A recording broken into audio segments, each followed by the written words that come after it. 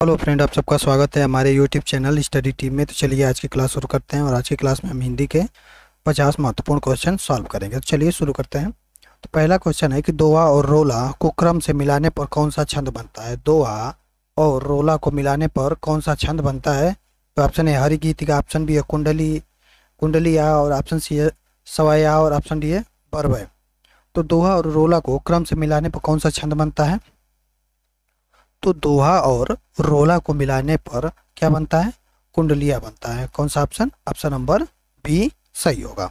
अगला है निम्नलिखित विकल्प में से किस विकल्प में सभी शब्द व्यक्तिवाचक संज्ञा है। ठीक है, हमको बताना है कि कौन सा विकल्प है जिसमें जो सभी शब्द हैं वो क्या है, व्यक्तिवाचक संज्ञा है। तो option A Ram, Ramcharitmanas, Ganga. Option B है कृष्ण, कमायनी, मिठास। ऑप्शन सी है लखनऊ, आम, बुढ़ापा। ऑप्शन सी है ममता, वकील, पुस्तक। तो हमको व्यक्तिवाचक संज्ञा बताना है कि व्यक्तिवाचक संज्ञा किस में है। तो कौन सा ऑप्शन सही होगा, व्यक्तिवाचक संज्ञा किस में है। तो राम क्या है, राम भी व्यक्तिवाचक संज्ञा है, रामचरितमानस भी व्यक्तिवाचक संज्ञा है और गंगा क्या है, व्यक्तिवाचक संज्ञा है। तो कौन सा ऑप्शन, ऑप्शन नंबर ए सही होगा। अगला है स्वर्ग, पृथ्वी, सूर्य किस शब्द के अनेकार्थी हैं। स्वर्ग, पृथ्वी, सूर्य किस शब्द के अनेकार्थी हैं हमको बताना है। तो ऑप्शन ए गोचर, ऑप्शन बी है गो, ऑप्शन सी है खेचर और ऑप्शन डी है सचराचर। तो स्वर्ग, पृथ्वी, सूर्य, स्वर्ग, पृथ्वी, सूर्य किस शब्द के अनेकार्थी हैं। तो कौन सा ऑप्शन सही होगा। तो ये सब किसके पर्यायवाची हैं। तो खेचर के क्या है, अनेकार्थी हैं। ठीक है, खेचर के अनेकार्थी हैं। ऑप्शन नंबर सी सही होगा। अगला है निम्नलिखित शब्दों में सदा स्त्रीलिंग वाला शब्द कौन सा है। ठीक है, हमको बताना है कि कौन सा शब्द है जो सदा स्त्रीलिंग वाला शब्द है। तो ऑप्शन ए पक्षी, ऑप्शन बी है बाज, ऑप्शन सी है मकड़ी और ऑप्शन डी है घंटा। तो कौन सा इसमें शब्द है जो सदा क्या है, स्त्रीलिंग में होता है। तो कौन सा ऑप्शन सही होगा। तो मकड़ी क्या है, सदा स्त्रीलिंग शब्द है। ठीक है, ऑप्शन नंबर सी सही होगा। अगला है पुल्लिंग और स्त्रीलिंग में कौन सा जोड़ा सही नहीं है। ठीक है, हमको बताना है कि कौन पुल्लिंग और स्त्रीलिंग में कौन सा जोड़ा है जो सही नहीं है। तो ऑप्शन ए मोटा, मोटी। ऑप्शन बी है धोबी, धोबिन। ऑप्शन सी है दाता, दानी। ऑप्शन सी है तेली, तेलिन। तो पुल्लिंग स्त्रीलिंग का कौन सा जोड़ा है जो इसमें सही नहीं है। ठीक है, तो कौन सा ऑप्शन सही होगा। तो ये है दाता का दानी नहीं होगा। ठीक है, ये क्या है, ये जोड़ा सही नहीं है। ठीक है, ऑप्शन नंबर सी सही होगा। अगला है गांधी जी का अर्थशास्त्र धर्म और यहाँ पे खाली स्थान है पर आधारित है। यहाँ पे हमको भरना है कि क्या भरा जाएगा। तो ऑप्शन ए अहिंसा, ऑप्शन बी है न्याय, ऑप्शन सी है यश और ऑप्शन डी है प्रशासन। तो गांधी जी का अर्थशास्त्र धर्म और किस पे था। तो ये अहिंसा पे आधारित था। तो कौन सा ऑप्शन सही होगा, यहाँ पे क्या होगा, अहिंसा। ऑप्शन नंबर ए सही होगा।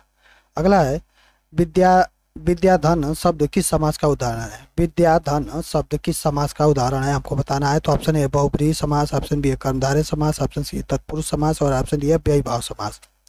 तो विद्याधन किस शब्द, विद्याधन शब्द जो है उसमें कौन सा समास है हमको बताना है। तो कौन सा समास होगा।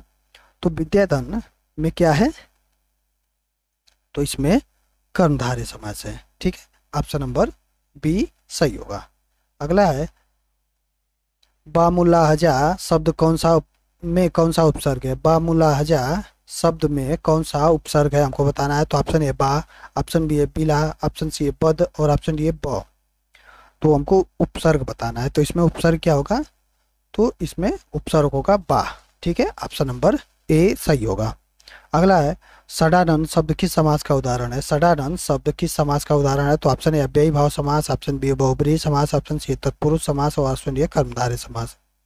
तो षडानन क्या है, किस समास का उदाहरण है। तो कौन सा ऑप्शन सही होगा इसमें। तो षडानन किसका है। तो ये है बहुब्रीहि समास का। ठीक है, ऑप्शन नंबर बी सही होगा। ठीक है, तो षडानन का समास विग्रह क्या होता है। तो षडानन का समास विग्रह होता है कि छ आनन, आनन का मतलब क्या होता है, मुख। छ आनन है जिसके, यानी 6 मुख है जिसके, किसको को बोला जा रहा है। तो ये शिव पुत्र को बोला जा रहा है। ठीक है, तो चलिए आगे देखते हैं हम।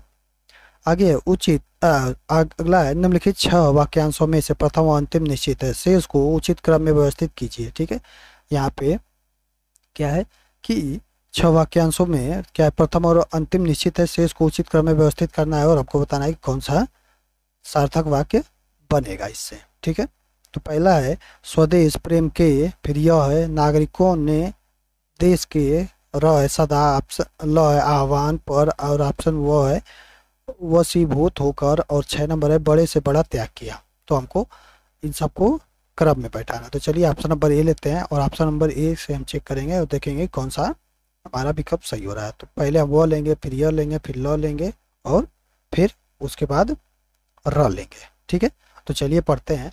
तो सबसे पहले 1 नंबर होगा स्वदेश, स्वदेश प्रेम के, स्वदेश प्रेम के व स्वदेश प्रेम के वशीभूत होकर, स्वदेश प्रेम के वशीभूत होकर, फिर उसके बाद यह नागरिकों ने देश के, यह के बाद ल नागरिकों ने देश के आह्वान पर, फिर र सदा बड़े से बड़ा त्याग किया है। ठीक है, तो चलिए इसको हम एक साथ पढ़ते हैं और तब पता चलेगा कि ये सार्थक बैठ रहा है कि नहीं।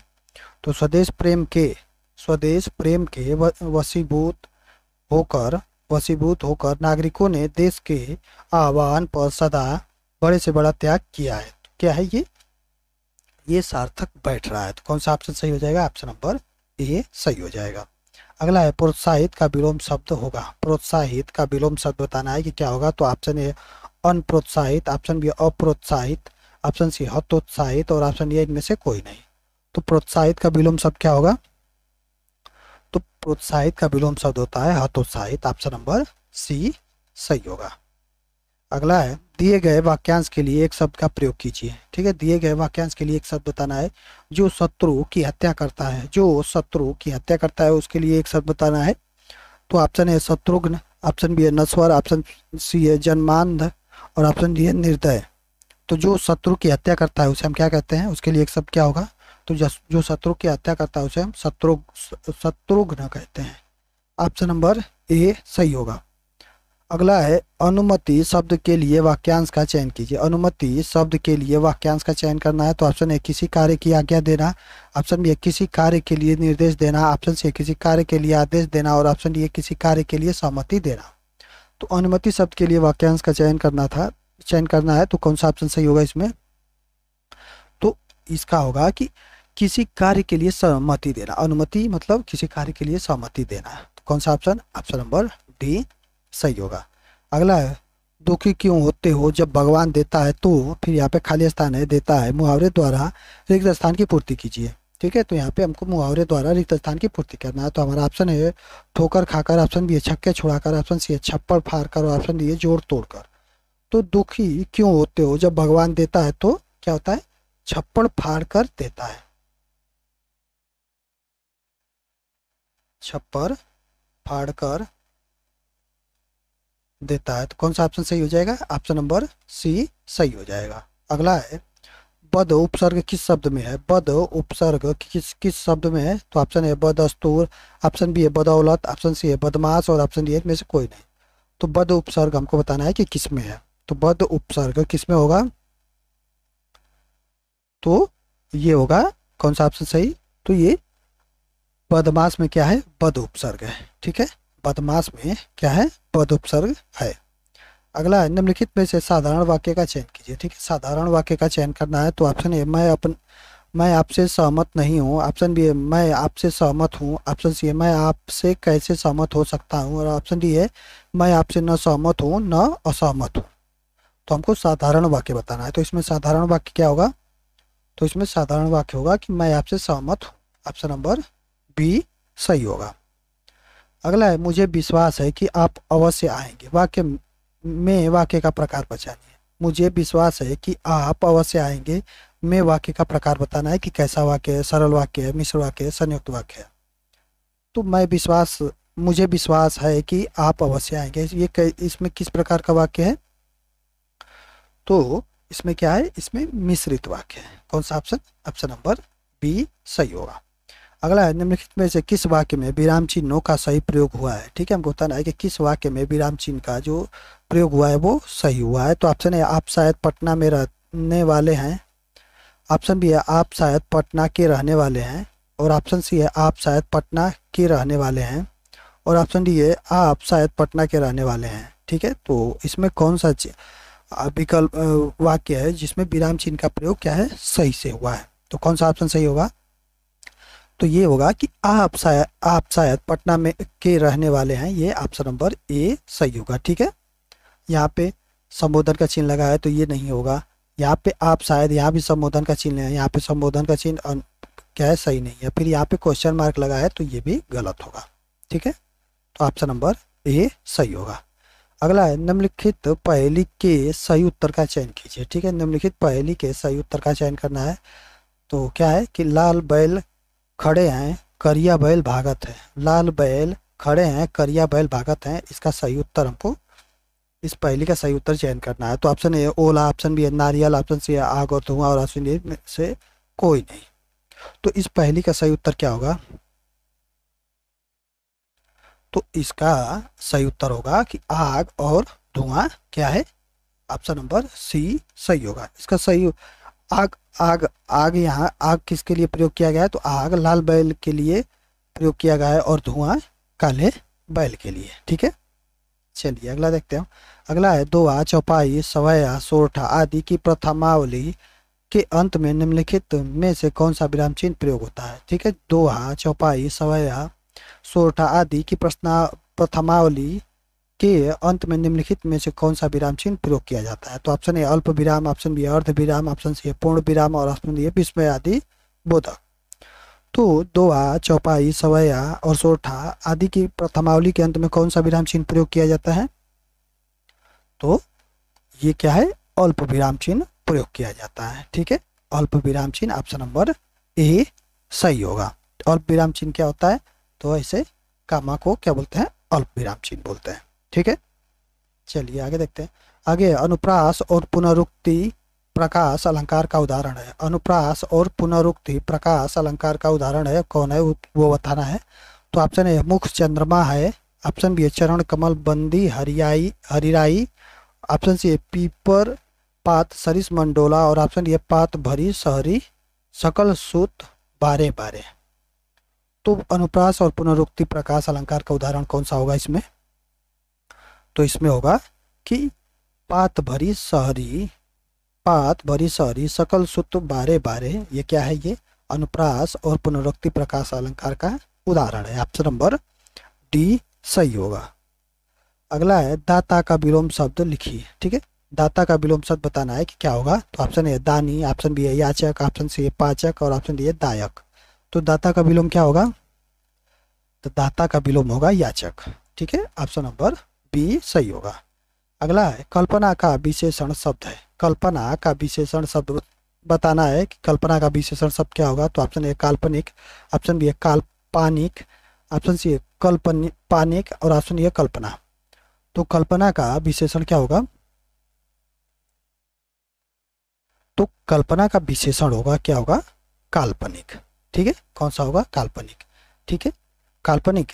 तो कल्पना क्या है, कल्पना एक भाववाचक संज्ञा है। भाववाचक संज्ञा में अगर हम इक प्रत्यय लगाकर इक प्रत्यय लगा देंगे तो ये क्या हो जाएगा, ये विशेषण बन जाता है। ठीक है, क्या है कल्पना, ये भाववाचक संज्ञा है, और इसमें हम अगर इक प्रत्यय लगा देंगे, इक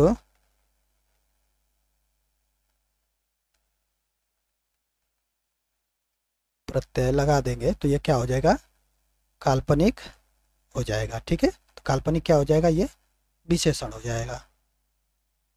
तो ऑप्शन नंबर ए सही होगा।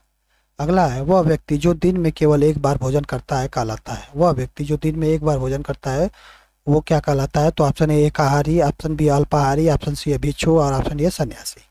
तो वह व्यक्ति जो दिन में केवल एक बार भोजन करता है उसे हम क्या बोलते हैं, उसे हम एकाहारी कहते हैं। ठीक है, वो एकाहारी कहलाता है। ऑप्शन नंबर ए सही होगा।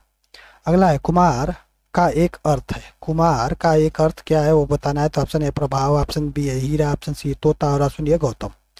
तो कुमार का एक अर्थ क्या होगा इसमें, तो वो होगा गौतम। ऑप्शन नंबर डी सही होगा। अगला है अर्थ के आधार पर निम्नलिखित वाक्य का भेद बताइए। ईश्वर करे आपकी यात्रा शुभ हो। ईश्वर करे आपकी यात्रा शुभ हो। हमको बताना है कि अर्थ के आधार पे इसमें कौन सा वाक्य का भेद है। तो ऑप्शन ए संदेहवाचक, ऑप्शन बी विस्मय आदि बोधक, ऑप्शन सी इच्छावाचक और ऑप्शन डी संकेतवाचक।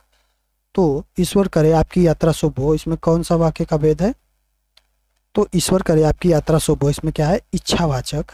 क्या है? इच्छावाचक वाक्य का भेद है। ठीक है, अर्थ के आधार पे क्या होगा? ये इच्छावाचक होगा। चलिए अगला देखते हैं। निस्तेज का संधि विच्छेद है। निस्तेज का संधि विच्छेद हमको बताना है, क्या होगा? तो ऑप्शन है निह प्लस तेज, ऑप्शन बी है नित प्लस तेज, ऑप्शन सी है निस प्लस तेज और ऑप्शन डी है निर प्लस तेज। तो निस्तेज का संधि विच्छेद क्या होगा? तो निस्तेज का संधि विच्छेद होगा निह प्लस तेज। कौन सा ऑप्शन सही होगा? ये होगा ऑप्शन नंबर ए सही होगा। ठीक है, ऑप्शन नंबर ए सही होगा। ठीक है, और ये कौन सी संधि हो जाएगी? तो ये विसर्ग संधि हो गई, विसर्ग संधि। चलिए अगला देखते हैं। अगला है जो शब्द विशेषण अथवा क्रिया विशेषण की विशेषता बताते हैं उसे क्या कहते हैं? जो शब्द विशेषण अथवा क्रिया विशेषण की विशेषता बताते हैं उसे हम क्या कहते हैं? तो ऑप्शन ए विशेष, ऑप्शन बी है प्रविशेषण, ऑप्शन सी परिमाणवाचक विशेषण और ऑप्शन डी है सार्वनामिक विशेषण। तो जो शब्द विशेषण अथवा क्रिया विशेषण की विशेषता बताते हैं उसे हम क्या कहते हैं? उसे हम प्रविशेषण कहते हैं। ऑप्शन नंबर बी सही होगा। ठीक है, अगला है माल गोदाम में समास है। ठीक है, माल गोदाम में कौन सा समास है हमको बताना है। तो ऑप्शन ए तत्पुरुष, ऑप्शन बी अव्ययी भाव, ऑप्शन सी है द्वंद्व और ऑप्शन डी है बहुब्रीहि। तो माल गोदाम में कौन सा समास होगा? तो पहले माल गोदाम का समास विग्रह करेंगे तो क्या होगा? माल के लिए गोदाम, माल के लिए गोदाम। कौन सा समास होगा? यहाँ पे के लिए प्रयोग हुआ है तो ये क्या है? तत्पुरुष समास होगा। ठीक है, ऑप्शन नंबर ए सही होगा। अगला है मोहन नहीं आने वाला है वाक्य है। मोहन नहीं आने वाला है वाक्य है, कैसा वाक्य बताना है? तो ऑप्शन ए बलदायक, ऑप्शन बी है संदेहवाचक, ऑप्शन बी है स्वीकारात्मक और ऑप्शन डी है नकारात्मक। मोहन नहीं आने वाला है, ये वाक्य कैसा है? तो मोहन नहीं आने वाला है, ये क्या है? नकारात्मक वाक्य है। ऑप्शन नंबर डी सही होगा। अगला है निम्नलिखित वाक्य का शुद्ध रूप है। निम्नलिखित वाक्य का शुद्ध रूप बताना है। अब आप जा सकता है, अब आप जा सकता है, इसका हमको शुद्ध रूप बताना है। तो ऑप्शन ए अब आप जा सकता हो, ऑप्शन बी है अब आप जा सकते हैं हो, ऑप्शन सी है अब आप जा सकते हो, सॉरी ऑप्शन सी है आप अब जा सकते हो और ऑप्शन डी है अब आप जा सकते हैं। तो कौन सा इसमें अब आप जा सकता है, इसका शुद्ध रूप क्या होगा? तो इसका शुद्ध रूप होगा अब आप जा सकते हैं। ऑप्शन नंबर डी सही होगा। अगला है साहित्य गुंजन नामक साहित्यिक पत्रिका कहाँ से प्रकाशित हुई थी? साहित्य गुंजन नामक साहित्यिक पत्रिका कहाँ से प्रकाशित हुई थी? तो option A Ratlam, option B है जबलपुर, ऑप्शन सी है नागौद और ऑप्शन डी है इंदौर। तो साहित्य गुंजन नामक साहित्यिक पत्रिका कहाँ से प्रकाशित हुई थी? तो ये इंदौर से प्रकाशित हुई थी। ऑप्शन नंबर डी सही होगा। अगला है सीमित क्षेत्र में बोली जाने वाली भाषा को कहा जाता है। सीमित क्षेत्र में बोली जाने वाली भाषा को क्या कहा जाता है? तो ऑप्शन ए भाषा, ऑप्शन बी है उपभाषा, ऑप्शन सी है बोली और ऑप्शन डी है लिपि। तो सीमित क्षेत्र में बोली जाने वाली भाषा को क्या बोलते हैं? हम बोली बोलते हैं। ठीक है, ऑप्शन नंबर सी सही होगा। अगला है मगही किस उपभाषा की बोली है? मगही किस उपभाषा की बोली है? तो option A Rajasthani, option B है पश्चिमी हिंदी, ऑप्शन सी है पूर्वी हिंदी और ऑप्शन डी है बिहारी। तो मगही क्या है? मगही किस उपभाषा की बोली है? तो मगही बिहारी उपभाषा की बोली है। ठीक है, ऑप्शन नंबर क्या है? डी सही होगा। ठीक है, बिहारी बिहारी बिहारी हिंदी की 3 बोलियां कौन कौन सी हैं? तो इसकी एक भोजपुरी है, भोजपुरी, दूसरी है मगही और तीसरी है मैथिली।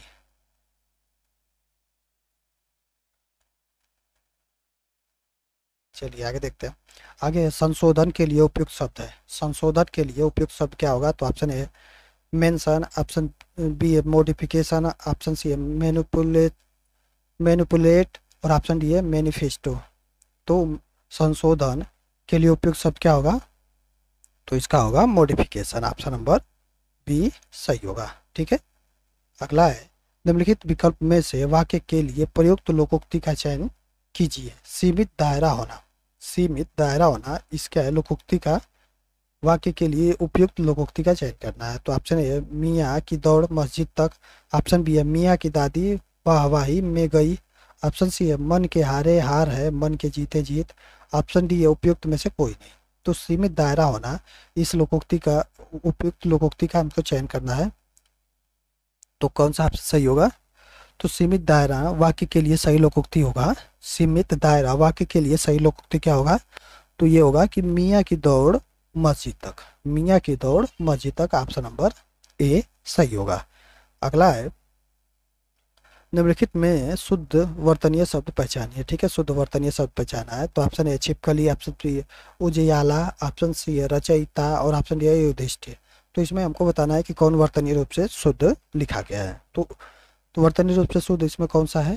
तो इसमें है रचयिता, क्या है? रचयिता वर्तनीय रूप से शुद्ध लिखा गया है, ऑप्शन नंबर सी सही होगा। चलिए आगे देखते हैं।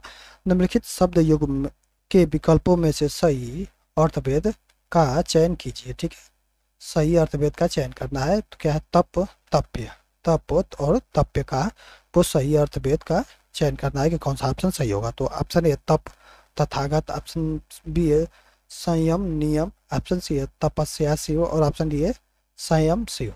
तो तप तप्य का इसका सही अर्थ भेद बताना है। तो कौन सा ऑप्शन सही होगा इसमें? तो तप मतलब क्या होता है? तो तप मतलब होता है तपस्या, तपस्या। और तप्य, तप्य का मतलब क्या होता है? तो तप्य का मतलब होता है शिव। ठीक है, तो कौन सा ऑप्शन सही होगा? तो ये होगा ऑप्शन नंबर सी सही होगा। अगला है किस समूह में सभी शब्दों उत्कर्ष के पर्यायवाची हैं। ठीक है, हमको बताना है किस समूह के सभी शब्द क्या है उत्कर्ष के पर्यायवाची हैं। तो ऑप्शन ए उन्नत, अहनप, उत्थान विकास, ऑप्शन बी है प्रगति, उत्तम, प्रशंसा, उदय, ऑप्शन सी है उत्थान तरक्की, अभ्युदय समृद्धि और ऑप्शन डी है आलोक, उन्नत, श्री वृद्धि प्रकाश। तो कौन सा उत्कर्ष का क्या है, कौन सा ऑप्शन होगा जिसमें उत्कर्ष के सभी शब्द क्या है पर्यायवाची है? कौन सा ऑप्शन सही होगा इसमें? तो ये होगा ऑप्शन नंबर सी। ठीक है, उत्थान तरक्की अभ्युदय समृद्धि ये क्या है उत्कर्ष के सभी पर्यायवाची है। ठीक, अगला है छत्तीसगढ़ी किस भाषा की बोली है? छत्तीसगढ़ी किस भाषा की बोली है? तो option A Bihari, option B है पूर्वी हिंदी, ऑप्शन सी है पश्चिमी हिंदी और ऑप्शन डी है राजस्थानी। तो छत्तीसगढ़ी किस भाषा की बोली है? तो छत्तीसगढ़ी क्या है? ये पूर्वी हिंदी की बोली है। कौन सी? पूर्वी हिंदी की बोली है, ऑप्शन नंबर बी सही होगा। पूर्वी हिंदी की और कौन कौन सी बोलियां हैं? तो ये है अवधी, अवधी है, अवधी के बाद बघेली है, बघेली, बघेली और छत्तीसगढ़ी है। ये सब क्या है? ये सब पूर्वी हिंदी की, पूर्वी हिंदी की बोलियां हैं। चलिए अगला देखते हैं। निम्नलिखित वाक्य में से मिश्र वाक्य का चयन करें। ठीक है, मिश्र वाक्य बताना है कि कौन सा मिश्र वाक्य है। तो ऑप्शन ए मैं खाना खाया, मैंने खाना खाया, ऑप्शन बी है राम का शत्रु मारा गया, ऑप्शन सी है 6 बजे लौट आना और ऑप्शन डी है मैं चाहता हूँ तुम्हारे साथ खेलूं। तो इसमें मिश्र वाक्य कौन सा होगा? तो इसमें मिश्र वाक्य होगा कि मैं चाहता हूँ तुम्हारे साथ खेलूं, ऑप्शन नंबर डी क्या है ये मिश्र वाक्य है। अगला है पीयू कंप्यूटर ठीक करती है में कौन सा वाच्य है? पीयू कंप्यूटर ठीक करती है में कौन सा वाच्य है हमको बताना है। तो ऑप्शन है कृतवाच्य, ऑप्शन बी है कर्मवाच्य, ऑप्शन सी है भाववाच्य और ऑप्शन डी है इनमें से कोई नहीं। तो पीयू कंप्यूटर ठीक करती है इसमें क्या है? इसमें कृतवाच्य है, ऑप्शन नंबर ए सही होगा।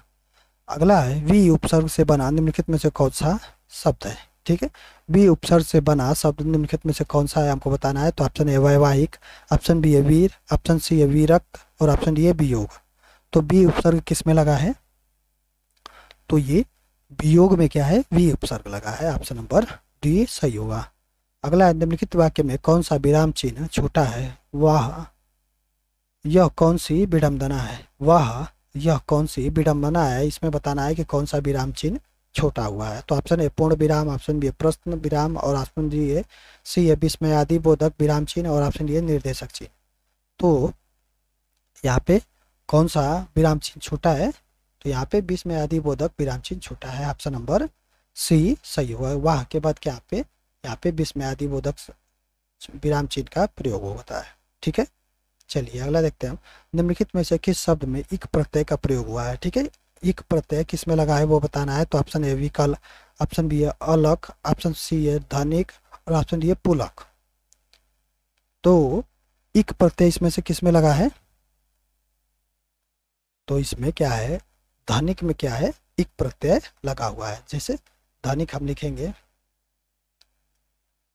धनी प्लस, यहाँ पे क्या होगा, धन प्लस इक होगा। तो इसमें कौन सा प्रत्यय लगा है, तो इक प्रत्यय लगा है। तो धनिक क्या होगा, ऑप्शन नंबर सी सही होगा। अगला है 80 की आमद 84 का खर्च। 80 की आमद 84 का खर्च लोकोक्ति का अर्थ है। 80 की आमद 84 का खर्च लोकोक्ति का अर्थ बताना है। तो ऑप्शन ए आमदनी से कम खर्च, ऑप्शन ए खर्च से अधिक आमदनी, ऑप्शन सी आमदनी से अधिक खर्च और ऑप्शन डी इनमें से कोई नहीं। तो 80 की आमदनी 84 का खर्च, इस लोकोक्ति का अर्थ क्या होगा, तो इसका अर्थ होगा आमदनी से अधिक खर्च। ऑप्शन नंबर सी सही होगा। अगला है कलुष का विलोम शब्द है। कलुष का विलोम शब्द है। तो ऑप्शन ए है पाप शून्य, ऑप्शन बी है निष्पाप, ऑप्शन सी है निष्कलुष और ऑप्शन डी है निष्करुण। तो कलुष का विलोम क्या होगा, तो कलुष का विलोम होगा निष्कलुष। निष्कलुष ऑप्शन नंबर सी सही होगा। अगला है त्रिलोचन में समास है। त्रिलोचन में कौन सा समास है आपको बताना है। तो ऑप्शन ए है बहुब्रीहि समास, ऑप्शन बी है तत्पुरुष समास, ऑप्शन सी है कर्मधारय समास और ऑप्शन डी है व्ययभाव समास। तो त्रिलोचन में कौन सा समास होगा, त्रिलोचन का अगर समास विग्रह करेंगे तो इसका क्या होगा कि त्रिलोचन का होगा तीन नेत्र हैं जिसके, तीन नेत्र हैं जिसके, अर्थात किसको बताया जा रहा है, तो ये शिव को बताया जा रहा है। तो कौन सा इसमें समास हो जाएगा, तो ये होगा बहुब्रीहि समास। ठीक है, ऑप्शन नंबर ए सही होगा।